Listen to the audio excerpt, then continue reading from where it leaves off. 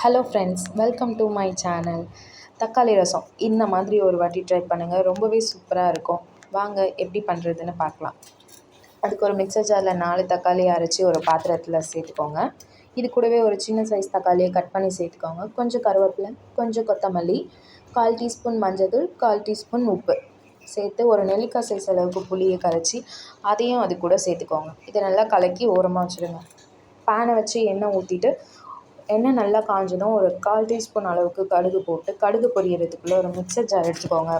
1 spoon மிளகு, 1 spoon ஜீரகம், 1 spoon துவரம்பருப்பு, 10 பல் பூண்டை கொரப்பாக அரைச்சி 2 காஞ்ச மிளகாய் கட் பண்ணி வச்சுக்கோங்க. கடுகு பொரிஞ்சதும் அது கூட இதை போட்டு நல்லா வதக்கி பச்சை ஸ்மெல் போகிற வரைக்கும் நல்லா வதக்குங்க.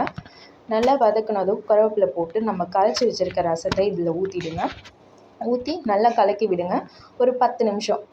ரொம்ப கொதிக்கக்கூடாது. லைட்டாக இந்த மாதிரி கொதி வந்ததும் நல்லா கலக்கி விட்டு கொஞ்சமாக கொத்தமல்லி தூவி சர்வ் பண்ணி பாருங்கள். ரொம்பவே சூப்பராக இருக்கும். என்னோடய வீடியோ பிடிச்சிருந்தால் லைக் பண்ணுங்கள், மறக்காமல் சப்ஸ்கிரைப் பண்ணுங்கள்.